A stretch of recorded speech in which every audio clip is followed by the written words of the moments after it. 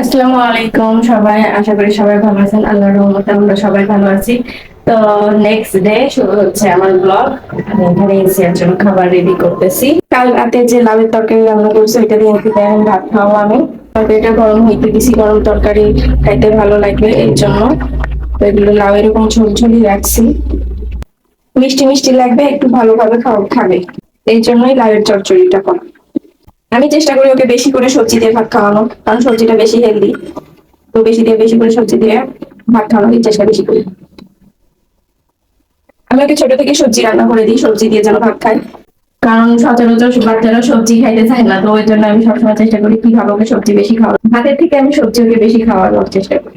নাও, বিসমিল্লাহ করো, বিসমিল্লাহ করো, বলো বিসমিল্লাহির রহমানির রহিম। ওরে বাবা, ময়না আমার কত সুন্দর করে খায়, দেখো। Very good. ময়না আমার কত সুন্দর করে খায়, কত মজা করে খায়। ঠান্ডা হলে দেবো, এটা কি গরম মা? গরম, ঠিক আছে।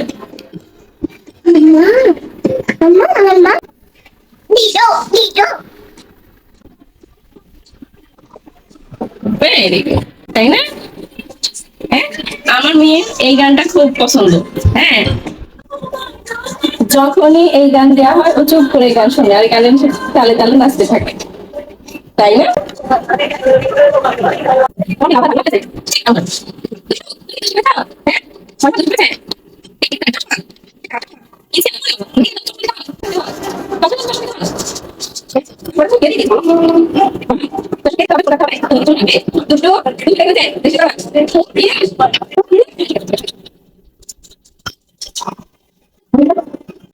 মিষ্টি মিষ্টি থেকেও ভালোভাবে আজকে ভাত খাইছে, অবশেষে সবগুলো খাবার খেয়ে ফেলেছে।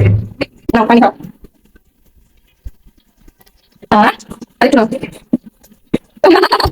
কি করলে তুমি? হ্যাঁ,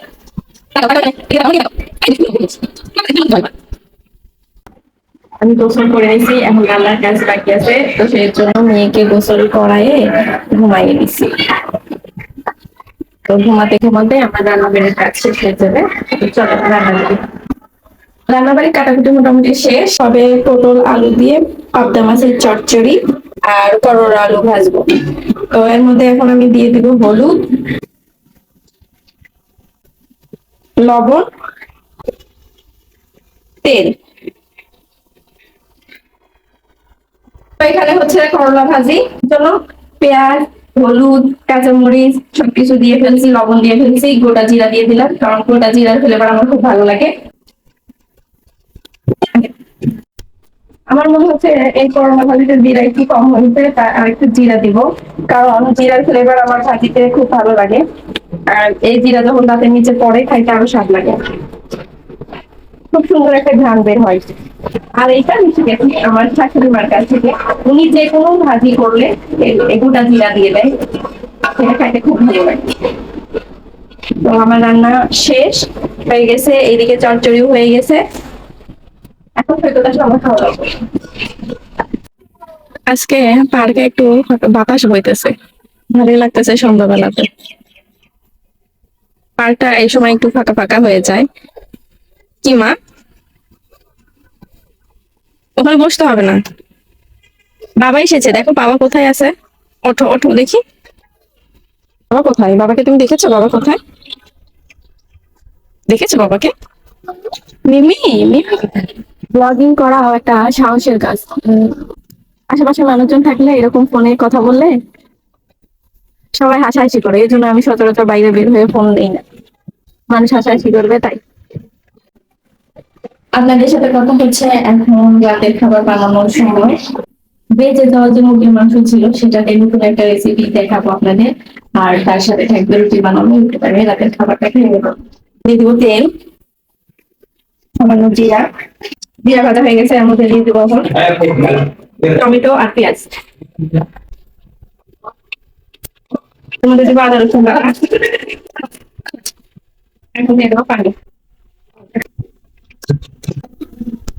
এইটা ভালোভাবে কুক হয়ে গেলে এর মধ্যে চুলা করে মুরগির মাংস দেবো। এখানে মুরগির মাংস চুলা করে রাখছি। এইটা পেঁয়াজ আর টমেটো কষানো হয়ে গেলে এর মধ্যে চুলা করা মুরগির মাংস দেবো। পেঁয়াজের পানি শুকিয়ে গেছে, এখন দিয়ে দেবো চুলা মাংস। আর এইদিকে আমার রুটি ভাজা হচ্ছে। এখন এর মধ্যে দিয়ে দিব গ্রেভিটা, যে গ্রেভিটা ছিল সেই বাকি গ্রেভিটা দিয়ে দিব। রুটি বানালে কেন জানি চুলার আশেপাশে সব ময়লা হয়ে যায়, যেখানে রুটি বানাই সেখানে ময়লা হয়ে যায়, সব আটা আটা হয়ে যায়। আমার চুলার অবস্থা খারাপ, এটাকে পরিষ্কার করতে হবে। আর এদিকে আমার মুরগি ভাজা হয়ে গেছে, স্পেশাল অয়েল দেবো, সেটা হচ্ছে চিলি গার্লিক অয়েল। তিল আছে এর মধ্যে, রসুন, শুকনো মরিচ, এই জিনিসটা এখন ওই মুরগি ভাজার মধ্যে দেবো। আর এর ভেতরে লবণ দিয়ে লবণটা চেখে দিতে হবে, কারণ মুরগি গ্রেভিতে লবণ ছিল তো কতটুকু লাগে দেখবো, তারপরে যদি লাগে লবণ দিবে। এর মধ্যে দিয়ে দেবো ওই চিলি গার্লিক অয়েল।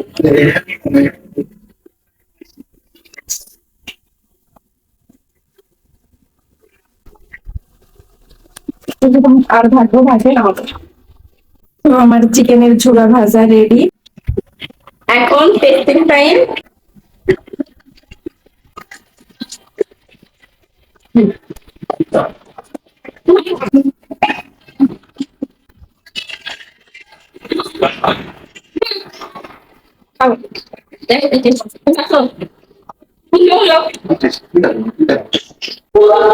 ফ্রেন্ডস, আপনাদের সাথে কথা হচ্ছে আমার পরের দিন সকালবেলা।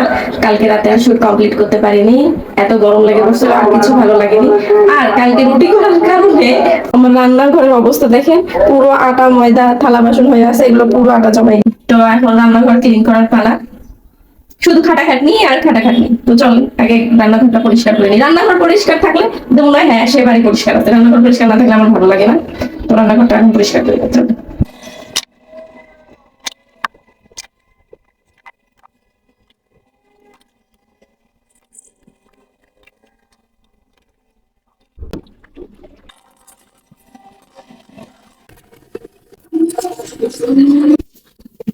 আমার বাড়িটা একদম রোডের সাথে, আর রোডের সাথে হওয়ার জন্য এত ধুলা হয় যে আমি জানালাই খুলতে পারি না। রান্নাঘরে জানালা খোলা রাখলে সব থালাবাটি ধুলা ধুলা হয়ে যায়, বেডরুমের জানালা খোলা রাখলে বেড আশেপাশে সব জিনিস ধুলা হয়ে যায়, এই জন্য জানালা খোলা রাখা যায় না।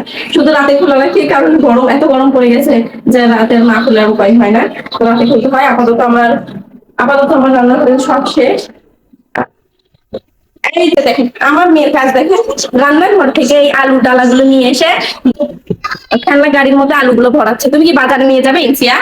আলুগুলো কি তুমি বাজারে নিয়ে যাবে বলো? এই যে করেছে, কে দুষ্টু করেছে? কেন দুষ্টু করেছো তুমি বলো? কি কে দুষ্টু করেছে? কে দুষ্টু করলো রে? দেখি। দেখেন দুষ্টুমি করার পরে আমার হাসি দিচ্ছে, এমন হাসি দেখলে তো বকাও দিতে মন চায়। আমার কাজ সারাদিনটা, আমার কাজটা শুধু বাড়াই দিবে। এগুলো পরিষ্কার করি, তারপর আপনাদের সাথে কথা বলবো। আমি আমার চা নিয়ে বসে গেছি, কারণ কালকে রুটি বানানোর চক্করে আমার সারা সন্ধ্যা চলে গেছে, চা বানানো হয়নি, চা খাওয়াও হয়নি। তো চা খুব ক্রেভিং হয়েছিল, তো রান্নাঘর পরিষ্কার করে আগে চা বানিয়ে নিলাম। আর আমার মেয়ে এখানে তার কার্টুন দেখতেছে ল্যাপটপে, আর আমি আমার চাটা এনজয় করি। এই ব্লগটা এখানেই শেষ করি, আশা করি আপনাদের ভালো লাগতেছে। ভালো লাগে লাইক, শেয়ার, কমেন্ট এবং সাবস্ক্রাইব করে ভালো থাকবেন, সুস্থ থাকবেন এবং আশেপাশের অবলা প্রাণীদেরকে ভালোবাসার চেষ্টা করবেন। আল্লাহ হাফেজ।